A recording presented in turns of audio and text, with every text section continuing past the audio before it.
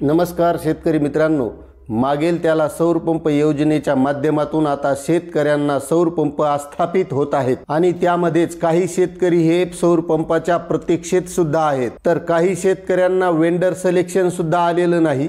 काही शेतकऱ्यांनी पैसे सुद्धा भरले, पैसे भरून सुद्धा वेंडर सिलेक्शन आलेलं नाही आणि काही महाभाग शेतकरी असे आहेत की त्यांनी पैसेही भरले, वेंडर सिलेक्शनही आलं, मात्र आपल्या आवडीची कंपनी त्यामध्ये दिसत नसल्यामुळे त्यांनी वेंडर सिलेक्शन सुद्धा केलेलं नाही। आणि आता अशा शेतकऱ्यांना वेंडर सिलेक्शन करायचंय, मात्र पोर्टलवर एकही कंपनी दिसत नसल्यामुळे ते सध्या वेंडर सिलेक्शन करू शकत नाहीत आणि सौर पंप स्थापित करण्याचं काम चालू असल्यामुळे आणि पोर्टलवर वेंडर सिलेक्शन नसल्यामुळे शेतकऱ्यांना माध्यमातून कळतंय की आता वेंडर सिलेक्शनचा कोटा संपलाय काय, म्हणजे या नंतर आता सौर पंप मिळणार की नाही, मग आता आपल्याला सौर पंप मिळणार का नाही आणि मिळणार तर कधी मिळणार, असे बरेचसे प्रश्न हे शेतकऱ्याच्या मनामध्ये दिसत आहेत। मग आता सौर पंपांचा कोटा पूर्ण झालाय का, मग ज्या शेतकऱ्यांनी अर्ज भरले अशा शेतकऱ्यांना सौर पंप मिळणार कधी, याच बद्दलची माहिती आपण आजच्या व्हिडिओमधून घेणार आहोत। तत्पूर्वी मित्रांनो, आपल्याला एक विनंती आहे,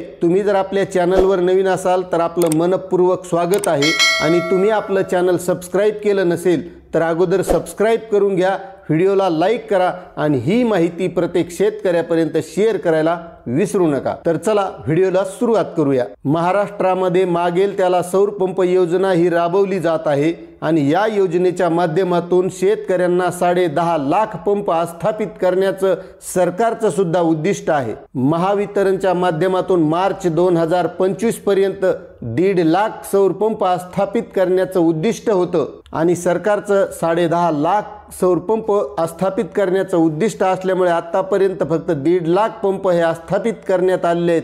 त्यामुळे कोणत्याही प्रकारे कोटा संपलेला नाही, तो प्रत्येक शेतकऱ्याला सौर पंप मिळणारच आहे। हा पहिला टप्पा स्थापित झाल्यानंतर टप्प्याटप्प्याने प्रत्येक शेतकऱ्याला हे सौर पंप स्थापित करण्यात येणार आहेत, मात्र ते शेतकरी त्यामध्ये पात्र असले पाहिजे। यापूर्वीची अटल सौर पंप योजना, या योजनेमध्ये सुद्धा 2 टप्पे करण्यात आले होते। त्यानंतर मुख्यमंत्री सौर कृषी पंप योजना आली।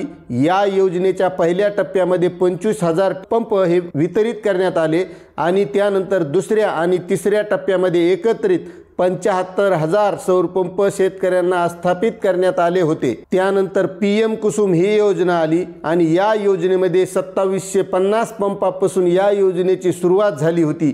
त्यामुळे प्रत्येक टप्प्याटप्प्याने हे प्रत्येक शेतकऱ्याला सौर पंप मिळतच असतात आणि त्याचमुळे शेतकऱ्यांना कोणत्याही प्रकारे घाबरण्याची गरज नाही, कारण टप्प्याटप्प्याने प्रत्येक शेतकऱ्याला, जो शेतकरी पात्र असेल त्या शेतकऱ्याला सौर पंप हा मिळणारच आहे। मात्र मागेल त्याला सौर पंप या योजनेच्या ज्या काही नियम व अटी आहेत, त्या नियम व अटीमध्ये पात्र असणारे शेतकरी जे बसतील त्याच शेतकऱ्यांना हे सौर पंप मिळणार आहेत आणि त्याचबद्दलचा व्हिडिओ आपल्या या चॅनलवर टाकलेला आहे की कोणते शेतकरी यासाठी पात्र असू शकतात।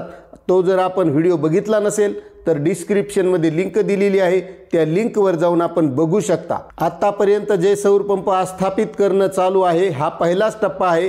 यामध्ये ज्या शेतकऱ्यांनी लवकर अर्ज भरला, लवकर पैसे भरले, लवकर वेंडर सिलेक्शन केलं, अशा शेतकऱ्यांना हे सौर पंप स्थापित करण्याचं काम सध्या प्रगतीपथावर आहे। आणि तुम्हाला तर माहीतच आहे की सरकारी काम हे थोड्या संथ गतीने चालतच असतं। एक जुनी म्हण आहे, सरकारी काम आणि महिनाभर थांब। त्यामुळे आता शेतकऱ्यांना दुसऱ्या टप्प्यासाठी थोडी प्रतीक्षा करावीच लागणार आहे। आता या महिन्यामध्ये राज्याचा अर्थसंकल्प सुद्धा जाहीर होणार आहे आणि अर्थसंकल्प जाहीर झाल्याच्या नंतर मार्चच्या दुसऱ्या किंवा तिसऱ्या आठवड्यामध्ये मागेल त्याला सौर पंप योजनेच्या पोर्टलवर काही कंपन्या त्यामध्ये ॲड केल्या जातील आणि त्यानंतर ज्या शेतकऱ्यांना वेंडर सिलेक्शन आलेलं आहे त्या शेतकऱ्यांना वेंडर सिलेक्शन करता येणार आहे। मात्र बऱ्याच शेतकऱ्यांना पेमेंटचा ऑप्शन आलेला असून सुद्धा आणखी बऱ्याच शेतकऱ्यांनी पेमेंट केलेलं नाही आणि त्यांना त्यासाठी वाट पाहावी लागू शकते। मार्च महिन्यामध्ये ज्यावेळेस त्या कंपन्या त्यामध्ये ॲड होतील आणि ॲड झाल्यानंतर शेतकऱ्यांना वेंडर सिलेक्शन करता येईल आणि वेंडर सिलेक्शन झाल्याच्या नंतर त्या शेतकऱ्यांचा सर्वे केला जाईल। सर्वेमध्ये जे शेतकरी पात्र ठरतील अशा शेतकऱ्यांना हे सौर पंप टप्प्याटप्प्याने मिळणारच आहेत। त्यामुळे आता शेतकऱ्यांना थोडी का होईना वाट पाहावीच लागणार आहे आणि त्यानंतर सौर पंप हे प्रत्येक शेतकऱ्याला मिळणार आहेत। मात्र ज्या शेतकऱ्यांनी अर्ज भरलेला आहे, पेमेंटचा ऑप्शन आलं आहे पण पेमेंट केलं नाही, त्यांनी पेमेंट केलं तरी काही अडचण नाही, कारण पैसे आपले वायाला जाणार नाहीत। उद्या जरी आपण सर्वेमध्ये अपात्र ठरलो तरी आपले पैसे हे आपल्याला परत मिळतात, मात्र त्यासाठी थोडा वेळ लागू शकतो, अशी ही माहिती होती।